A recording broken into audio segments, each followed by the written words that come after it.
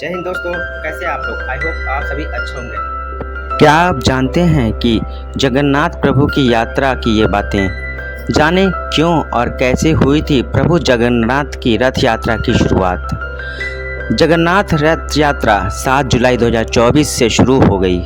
हर साल की बात ही इस साल भी भगवान जगन्नाथ के दर्शन को लाखों लोगों की संख्या में भीड़ उमड़ी।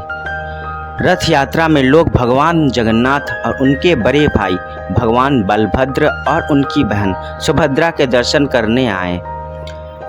ओडिशा में निकलने वाले भगवान जगन्नाथ की यात्रा विश्व स्तर पर हिंदुओं के प्रतीक और प्राचीन त्योहारों के रूप में जानी जाती है। यह रथ यात्रा बहुत ही धूमधाम से निकाली जाती है।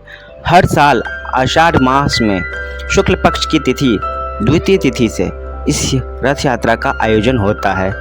यह यात्रा भगवान जगन्नाथ के दर्शन को लाखों संख्या में भक्तों की भीड़ उमड़ती है और ये भक्त देश विदेश के कोने कोने से आते हैं।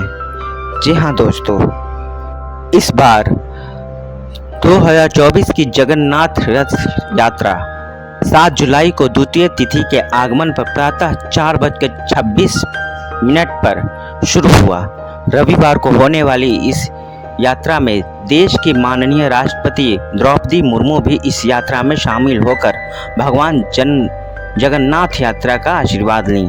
ऐसी मान्यता है कि भगवान जगन्नाथ की यात्रा के दौरान मात्र 11,000 यज्ञ करने जितना फल मिलता है। यह रथ यात्रा भक्तों द्वारा जनकपुर से चलकर जगन्नाथपुरी में बने मंदिर तक जाती है। क्या है जगन्नाथ प्रभु की यात्रा का इतिहास और महत्व।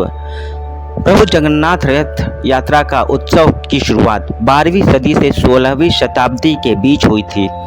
इसकी शुरुआत के बारे में कहानियां और मान्यताएं हैं कि कुछ लोग कहते हैं कि यह भगवान श्री कृष्ण की अपनी मां की जन्मभूमि की यात्रा को दर्शाता है। जब दूसरों का मानना है कि इसकी शुरुआत राजा इद्रिशम से हुई थी।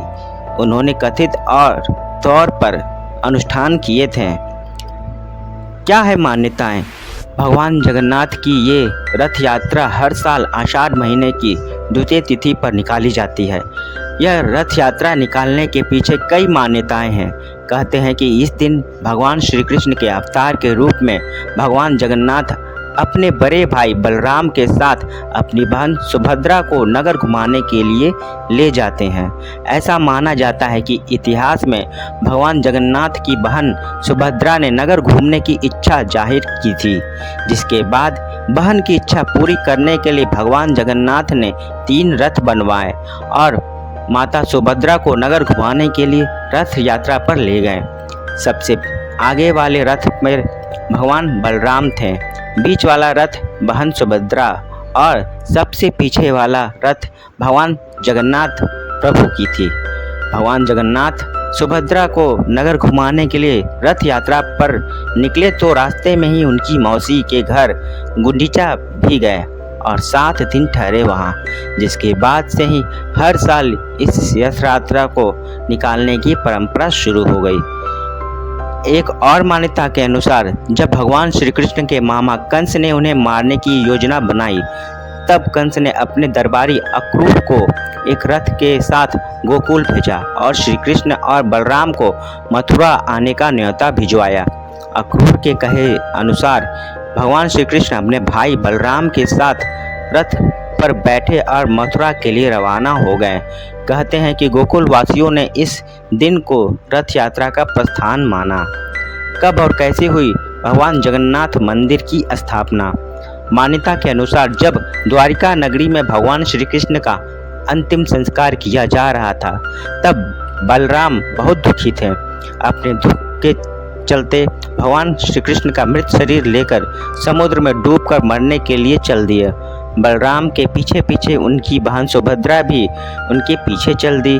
ठीक उसी समय भारत के पूर्वी तट पर जगन्नाथपुरी को राजा इद्युम्न ने को सपना आया कि भगवान का मृत शरीर पुरी के तट पर तैरता हुआ मिलेगा, जिसके बाद वे एक भव्य मंदिर का निर्माण करवाएंगे, जिससे श्री कृष्ण, बलराम और सुभद्रा की मूर्तियां स्थापित की जाएंगी। राजा द्युम्न ने अपने सपने में यह भी देखा कि भगवान की अस्थियां उन्हीं की मूर्तियों के पीछे एक खोखली जगह पर बनाकर उसी में रखी जाएगी।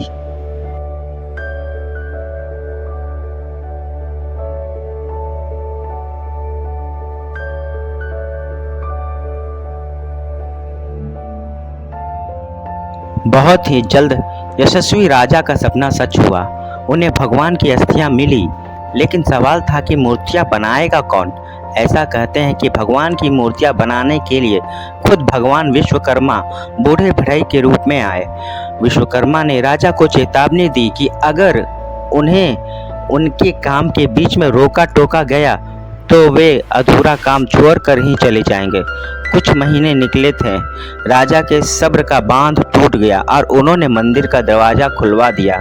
चेतावनी के अनुसार भगवान विश्वकर्मा काम अधूरा छोड़कर ही चले गए, जिसके बाद राजा ने अधूरी बनी मूर्तियों को ही मंदिर में स्थापित कर दिया और भगवान श्री कृष्ण की अस्थियां उनकी मूर्ति के पीछे बनी खोखली जगह पर रख दी और इस तरह मंदिर में मूर्तियों की स्थापना हुई। हर 12 साल के बाद जगन्नाथ भगवान की यात्रा मंदिर में भगवान की पुरानी मूर्तियों को जगह नई मूर्तियां स्थापित की जाती है। हर 12 साल के बाद जगन्नाथ मंदिर में भगवान की पुरानी मूर्ति की जगह नई मूर्ति स्थापित की जाती है।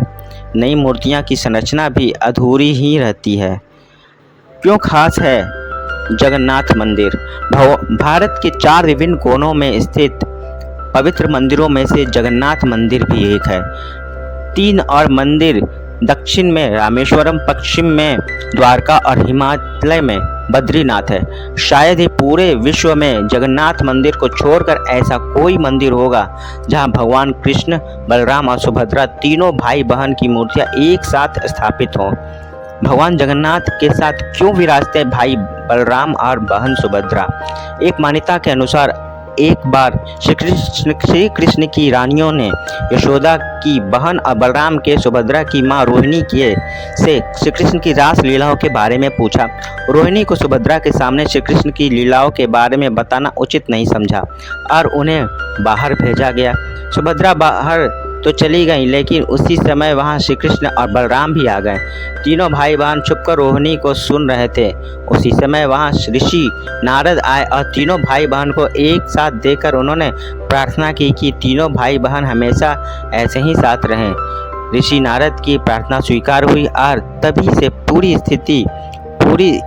भगवान जगन्नाथ के मंदिर में तीनों एक साथ विराजमान रहते हैं। रथ यात्रा समापन नीलाद्रि विजया नाम के रिवाज से होता है, जिसमें भगवान के रथों को खंडित कर दिया जाता है और रथों का खंडन इस प्रकार प्रतीक होता है कि रथ यात्रा के पूरे होने के बाद भगवान जगन्नाथ इस वादे के साथ जगन्नाथ मंदिर में वापस लौट आए हैं कि अगले साल वे फिर से भक्तों को दर्शन देंगे, जिसको 12वीं शताब्दी में चोल गंगदेव और अनंग भीमदेव ने कराया था। मान्यता है कि रथ यात्रा के दर्शन मात्र से 1000 यज्ञों का पुण्य फल मिल जाता है। साथ ही स्कंद पुराण में स्पष्ट कहा गया है कि रथ यात्रा में जो व्यक्ति श्री जगन्नाथ जी के नाम का कीर्तन करता हुआ गुंडीचा नगर तक जाता है, वह पुनर्जन्म चक्र से मुक्त हो जाता है। जय श्री जगन्नाथ प्रभु की। मान्यता के अनुसार भगवान ब्रह्मा का एक सिर महादेव की हथेली से चिपक गया था और वह यहीं आकर गिरा था। तभी से यहाँ पर एक महादेव की ब्रह्मा रूप में पूजा करते हैं। शंख के तीसरे वृत्त में माँ विमला और नाभि स्थल में भगवान जगन्नाथ रथ सिंहासन पर विराजमान है। मंदिर का इतिहास। इस मंदिर का सबसे पहला प्रमाण महाभारत के वर्ण पर्व में मिलता है। ऐसे ही अमेजिंग फैक्ट को जानने के लिए हमारे चैनल फन फैक्ट को लाइक करें, शेयर करें, सब्सक्राइब करें। जय हिंद, बाय बाय।